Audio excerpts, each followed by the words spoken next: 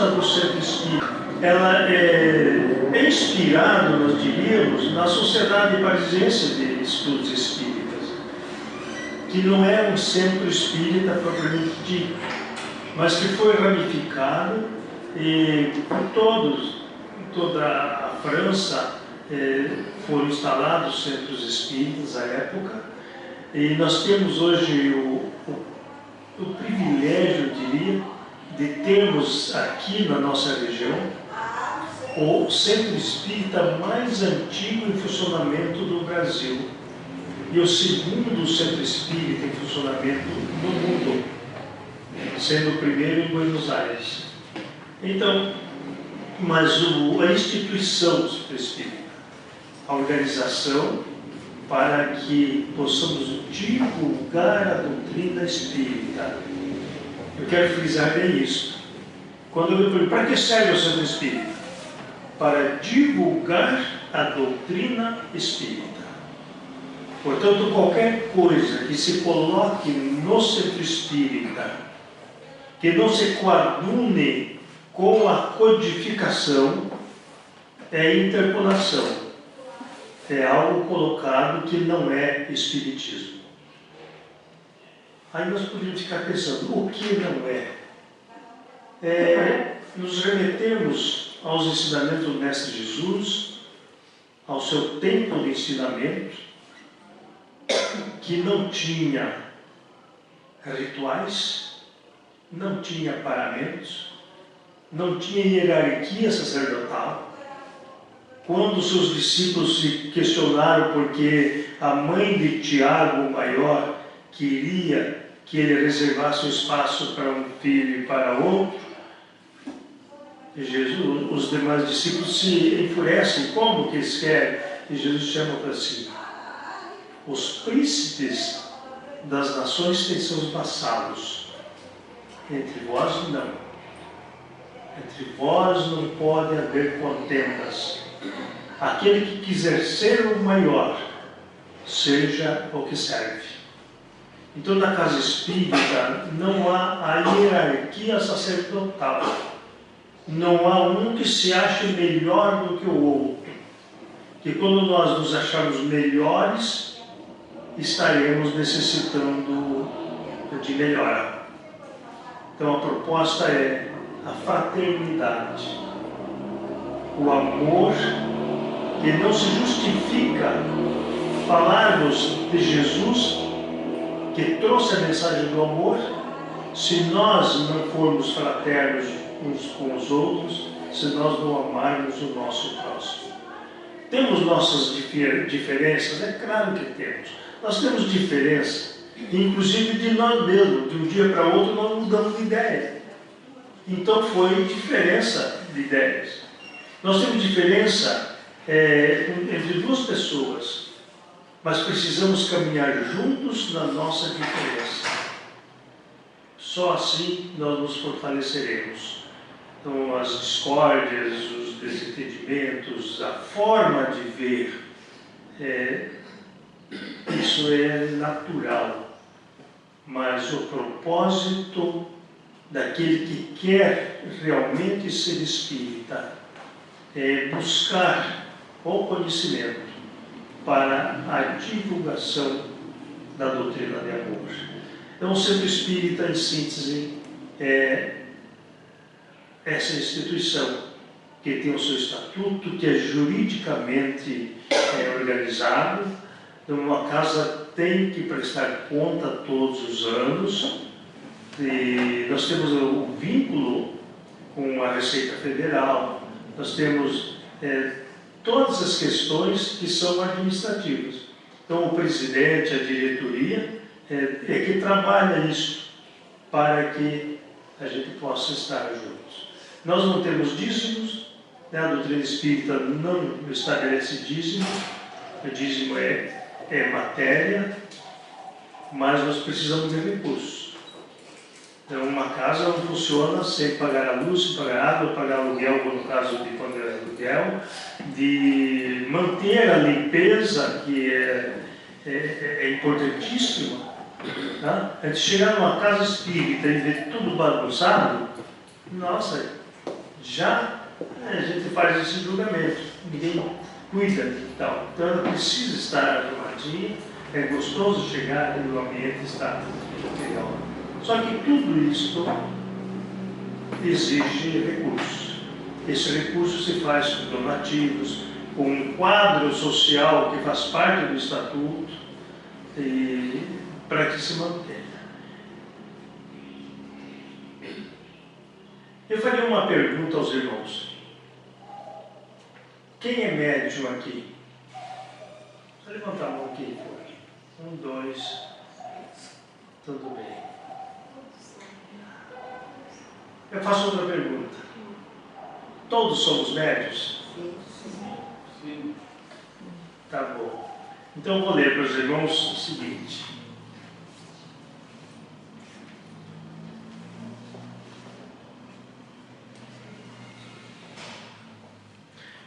É o item 159 do Livro dos Médiuns.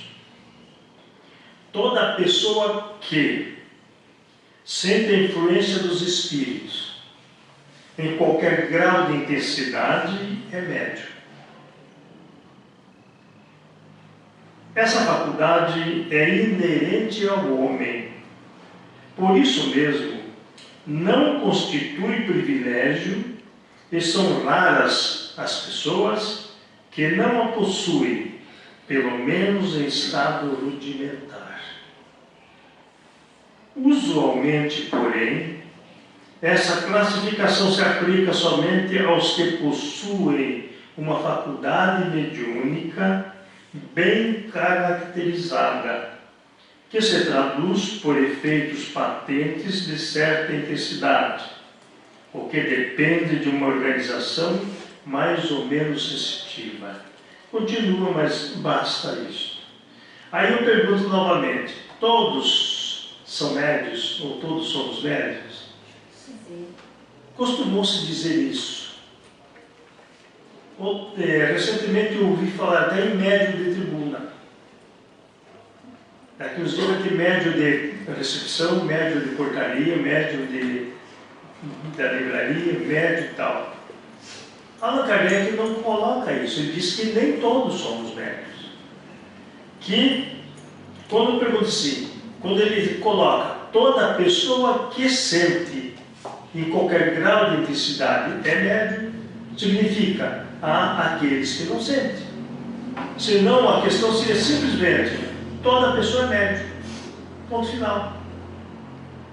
Mas não, aqui ainda reforça dizendo, são raras as pessoas que não a possuem, pelo menos em forma rudimentar. Rudimento é um indício, mas não é. Ele é um indício. Eu posso ter essa sensibilidade. Mas de repente dizer assim, cara, mas o Livro dos Espíritos, no item 625, não, no item 459, diz que todos nós sofremos a influência dos espíritos. Há uma diferença. Todos nós sofremos a influência dos espíritos.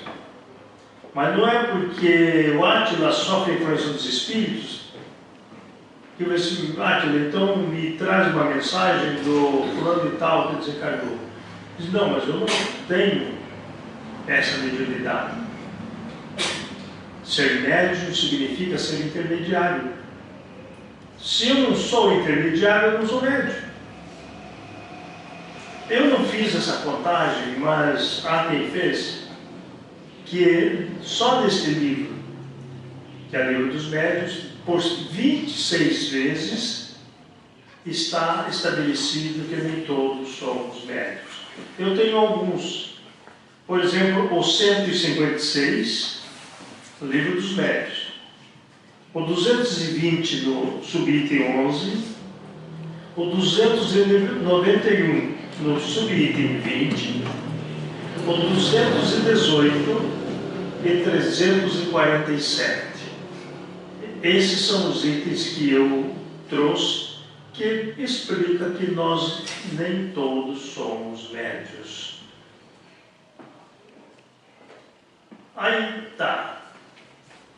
a importância do médium no centro espírita. A doutrina espírita, ela não inventou a mediunidade. Esse dom que é inerente ao homem existe desde quando existe o homem. Nós vamos encontrar antes da codificação muitas manifestações mediúnicas. Há uma notável no Antigo Testamento, no festim de Baltazar, uma festa, de repente apareceu uma mão escrevendo na parede uma frase, Men, Mene, Tekel, Pérez, e todos viram a mão escrevendo,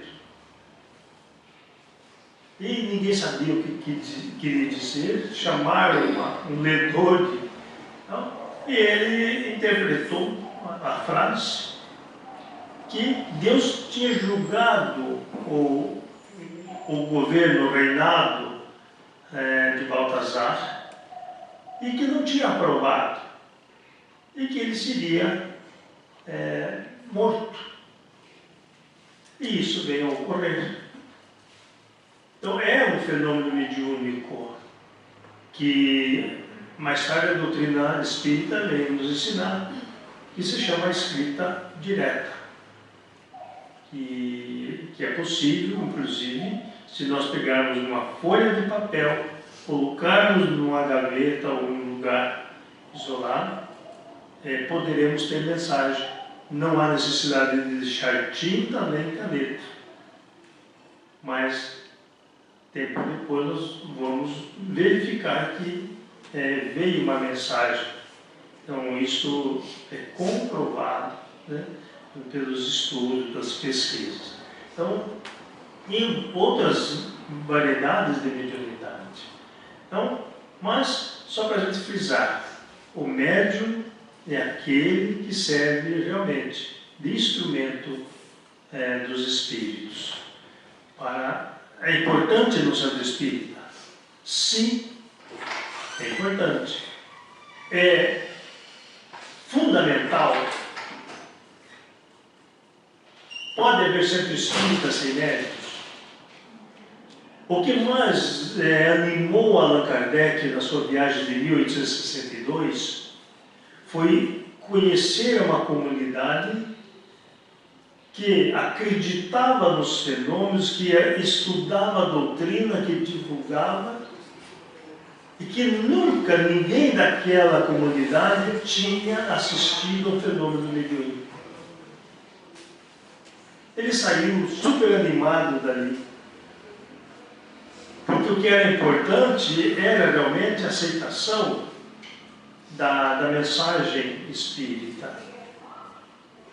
Mas é importante que haja o médium, desde que saibamos trabalhar com o médium na casa espírita. Dos variados dons, né? Nós vamos lá recorrer ao Evangelho mais uma vez, Jesus, que fala: curai os enfermos, tá? Expeli os demônios, limpai os leprosos, ressuscitai os mortos. Então, isso tudo são dons que nós podemos ter. O curar os enfermos é a mediunidade de cura. Isso Jesus realizou, né, bem marcante para nós. Os discípulos depois fizeram isso. Um dia alguém chegou para Pedro e solicitando ajuda. E Pedro não tinha dinheiro. Disse: olha, eu não tenho ouro nem prata para te dar, mas o que eu tenho eu te dou. E abraçou aquele cidadão, e o cidadão ficou curado. Nós vamos ter depois, já no nosso tempo, a Dr. Bezerra de Menezes, ao término de uma reunião, aquilo que às vezes, agora a gente não vê mais, termina a reunião, todo mundo some, né? Mas antigamente no sítio onde a gente frequentava era habitual isso, terminava, ficava o grupo conversando. Tá? E então diz que eles estavam conversando, ele com os amigos dele, numa esquina, olhou do outro lado um cidadão olhando para nada. Alguém já ficou aqui olhando para nada? E ele saiu do grupo onde ele estava, atravessou a rua, chegou e perguntou para o senhor, cidadão, assim, o senhor está precisando de algo? O senhor disse, sim, eu estou, a minha mulher está enferma, o meu filho está chorando de fome e eu não tenho trabalho, não tenho dinheiro para suprir a minha casa. A Bezerra de Menezes passou a mão no bolso e tal, e também não achou o níquel. Então, disse, olha, meu amigo, eu também não tenho dinheiro, mas eu vou te dar um abraço. Vá para a sua casa e leve o meu abraço à sua esposa e ao seu filho. E a pessoa foi. E passou um mês e tanto depois, quando eles terminaram a reunião, que saíram do mesmo lugar, ele viu o cidadão no mesmo lugar do outro lado da rua. Ele foi, meu amigo, então, falei assim, olha, eu estou aqui aguardando o senhor para agradecer. Agradecer por quê? Naquele dia eu cheguei em casa, abracei a minha mulher e ela ficou curada. Abracei meu filho que estava chorando de fome e ele dormiu. E no dia seguinte eu arrumei um emprego. Então, o que levou Adolfo Bezerra de Menezes, o doutor Bezerra de Menezes, ao outro lado da rua para conversar com aquele cidadão? Tá? Então, tem outros dons, mas o que a gente precisa tomar cuidado é como funciona o médium no centro espírita. De repente tem lá o psicógrafo, que recebe as mensagens, ainda a vaidade é própria do nosso estágio, e ele vai se empolgando com as mensagens, começa a receber mensagem por encomenda, como se nós convocássemos os espíritos para que eles tragam a mensagem, e de repente nós vamos transformando esse médium num ídolo, e que lá na sequência vamos ver que era ídolo do barro. Então, tem médium psicógrafo, perdão. Tem. Então, vamos trabalhar normalmente. Tem os psicofônicos? Sim. Vamos trabalhar normalmente. Tem o médium de cura. Esse é o mais sério. O fulano de tal é médium de cura do centro tal. As pessoas começam a vir. Um dia ele chega à diretoria e fala assim, olha, eu preciso marcar um dia da semana só para atender. Aí ele forma o grupo dele dentro do centro espírita. Essa é a função do centro espírita. Ou Deus deu a inteligência aos homens para estudar a medicina, para estudar o corpo humano, para nos atender às nossas necessidades físicas, orgânicas. Sim, mas e o médium de cura? Ele não veio, não existe para fazer concorrência com a medicina tradicional. Ele pode trabalhar na equipe de paz, nas normas da casa. Como se não, daqui a um dia não é mais o centro espírita ou o Casa Espírita União com Jesus, mas é o centro do Átila, que está fazendo milagres, né? Então perceberam como é que funciona? E de repente a pessoa é médium, não é espírita. Ele veio para a casa espírita porque ele é médium, mas ele não é espírita. Se perguntarmos para ele do item 1 do livro dos Espíritos, ele nunca abriu o livro dos Espíritos. Então, quando nós entramos num clube qualquer, numa associação qualquer, né, aqueles que fazem parte do clube social aqui, eles têm lá as normas do clube, tem o estatuto do clube. Você tem que conhecer para não transgredir. Então, quem vem para a casa espírita e quer ser espírita, precisa conhecer a doutrina espírita, para não criar situações que estejam afastadas do que nos traz a doutrina. Então há uma diferença entre frequentadores do centro e o espírita. Muitas vezes, eu quero frisar aqui, muitas vezes o frequentador está moralmente melhor do que o espírita. Mas se ele não conhecer a doutrina, não será divulgador dela. Eu posso amar o próximo, posso ser caridoso, posso estar muito bem espiritualmente. Isso nós vamos encontrar em todas as religiões. Mas se perguntarmos do Espiritismo, não sabe dizer. Eu acabo de aplicar o passe e saio e alguém me pergunta, escuta, o que é o passe? Eu não sei. Meu Deus, eu passei para alguém alguma coisa que eu não sei? Então eu tenho a obrigação de estudar o passe. O que significa isto? Como é que eu posso transmitir ao outro fluidos que são meus? Alguém diz assim, você é médium de passe? Não, não precisa ser médium para aplicar passe. O passe é a doação do nosso magnetismo. E quando nós nos preparamos para essa doação, aí nós teremos o auxílio da espiritualidade. Tanto é que algumas pessoas eles tomam o passe, depois perguntam, são duas pessoas que aplicam o passe? Não, tinha outra pessoa às minhas costas também me aplicando o passe. Esse percebeu a presença dos espíritos.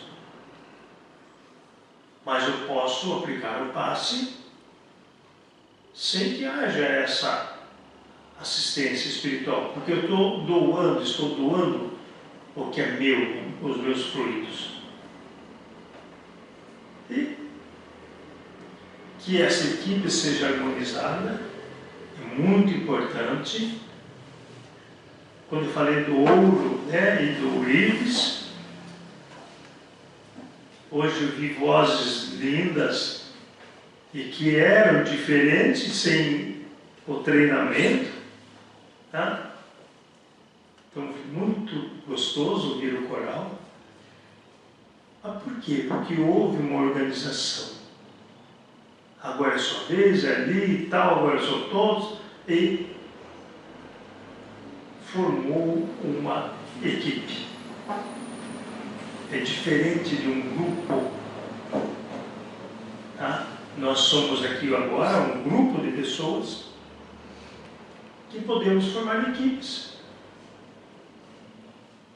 Vemos aí a capacidade de cada um, a forma que cada um trabalha e formarmos equipes. Então, no Centro Espírita, nós podemos nos organizar dessa forma e devemos nos organizar. Então, para que o trabalho seja bem feito.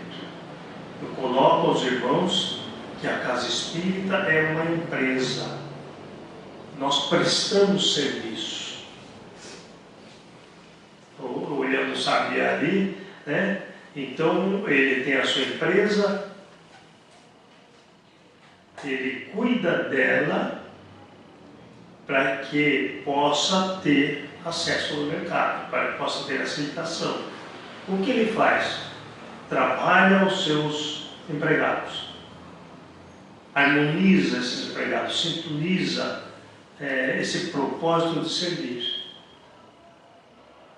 Que não dá para pegar uma obra e pegar um pedreiro aqui, um carpinteiro lá, que não entende nada que tal, e dizer assim, estamos com uma construção. Não. A casa espírita é assim. Nós temos que ter equipe qualificada para prestar serviço. A única diferença é que não somos remunerados monetariamente. Mas, se nós não tivermos uma equipe, alguém chega na casa, ninguém lhe dá atenção. A pessoa senta, termina, vai embora, ninguém perguntou, é a primeira vez que está vindo, de onde você vem, e seja bem-vindo, ninguém perguntou nada. Ele não volta mais. Vai para um lugar que ele dê atenção. Nós precisamos de atenção. E para isso tem que haver preparo. Para isso, a casa, a diretoria tem que estar atento, reunindo pessoas. Alguém diz assim, olha, o espírita é muito melindroso. Não é verdade. Melindrosas são as pessoas, espíritas ou não. Quando eu falo assunto particular para alguém, eu posso procurar todos os meios para não melindrar. Mas quando eu represento uma instituição, que se melindre quem quiser. Eu tenho que dizer aquilo que a instituição determina. Então não tem que estar, olha, eu não posso falar isso para o fulano que vai se melindrar. Se eu estou falando de acordo com a doutrina, o melindre é por conta da pessoa.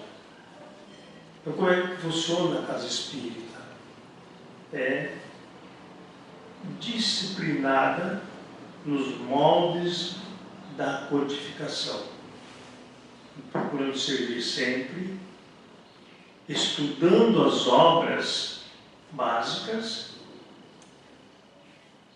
e fazendo com que a gente vá a cada dia aprendendo para servir. Nós só vimos ao centro espírita com um único objetivo: o nosso aprimoramento espiritual. Temos falhas? Sim. Temos nossos ímpetos, temos nossas... às vezes eu falo algo para alguém que depois, puxa vida, devia não ter falado. Aí já falei. Então, aprender a ter ponderação. E lá fora, agir de modo que de repente alguém chega e pergunta, qual é a sua religião? Que não há necessidade da gente ter uma plaquinha, um crachá, eu sou espírita. Não há necessidade. Mas é fundamental que eu tenha na consciência o propósito da doutrina. No trabalho. Chega um colega de trabalho que não dormiu bem, que tem algum problema na casa, passou por mim, não me cumprimentou, foi para a sua sala. Qual é a minha reação? De repente a pessoa vem e diz, olha, eu cheguei tão tal que eu não te cumprimentei, agora eu não quero mais. Você não teve educação para me cumprimentar quando chegou. Essa é uma reação. Ou então, deve estar com problemas. E eu vou à sala do fulano. Escuta, você chegou meio preocupado, está precisando de alguma coisa e tal. Essa é a ação do Espírita. É ir ao encontro das pessoas. Jamais de encontro com as pessoas. Então, se nós aceitamos a doutrina espírita, declaramos guerra, precisamos declarar guerra contra nós mesmos. A cada situação, cada atitude nossa é objeto de ponderação. O espírito Agostinho, que equivocadamente se chama de Santo Agostinho, mas ele diz assim: faça como eu fazia quando estava na Terra. À noite, antes de dormir, eu faço um inventário do meu dia. O que eu fiz de bom, o que eu fiz de mal. Porque às vezes alguém diz assim: olha, eu não preciso falar o que fiz de bom, eu não preciso propagar o que eu fiz de bom, mas eu tenho que ponderar o que eu fiz de bom, para que eu não perca isso, para que se torne um hábito, e corrigir aquilo que eu deixei de fazer. É a proposta da doutrina, a nossa melhora espiritual. Para isso, há toda uma disciplina. O médium, como nós colocamos, é fundamental, é importante, mas não é fundamental. Podemos ter um centro espírita, uma casa espírita sem médiuns. Nós só não podemos ter um centro espírita sem Jesus. Portanto, o Evangelho é a máquina que conduz o Espiritismo. E o livro dos Espíritos nos ensina o que somos, de onde viemos, por que estamos aqui, para onde iremos. Outro dia eu vi um vídeo do Silvio Santos, que eu nunca admirei o Silvio Santos como tal, mas um vídeo, e alguém perguntou: você acredita em vida eterna? E ele disse o seguinte: eu acredito. Eu acredito que eu já vivi em outra existência e acredito que eu viverei novamente. Então eu vi isso da boca do Silvio Santos.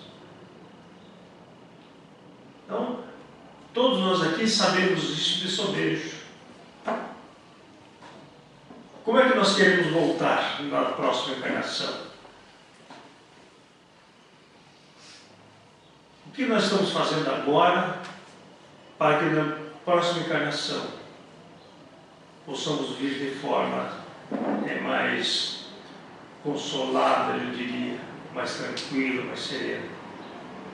Mas pode ser que nós possamos voltar com situações sociais com dificuldade, sem perdermos o nosso avanço espiritual. Quando Jesus está ali passando pelo cego de nascença, os discípulos lhe perguntam: mestre, quem pecou para ele nascer cego? Ele ou seus pais? E Jesus não disse aos seus discípulos como que ele poderia ter pecado para nascer cego. Não foi isso que Jesus falou. Jesus reconheceu que havia uma existência anterior, mas diz aos seus discípulos: nem ele nem seus pais pecaram para que ele nascesse cego. Era necessário que assim ele viesse, para que nele se realizassem as obras do meu Pai. Aí nós lembramos do Chico. O Chico nasceu e viveu a vida inteira com enfermidade. Passou por provações. mas não perdeu a fé e serviu de exemplo a todos nós. Na humildade, no trabalho. Consta que durante toda a sua vida profissional nunca perdeu um dia de trabalho. Ele ficava psicografando até a madrugada. Então, toda a sua deficiência física, no caso de Jerônimo Mendonça, 30 e poucos anos deitado, de barriga para cima, numa maca, só com a audição e a fala funcionando, tornou-se cego, que chegou um dia que foi necessário arrancar os 2 olhos para ele suportar, deixar de suportar a dor terrível que ele sofria. Viajou o Brasil inteiro fazendo palestras, realizou obras de caridade, escreveu livros e serviu de exemplo. Então que possamos, queridas irmãs e irmãos, eu falei, seria mais para um seminário, para trocar ideias, mas acabou no monólogo, e que possamos refletir e procurar sempre nos solidarizar, nos reunirmos no amor, para nos unirmos nas nossas realizações. Muita paz a todos.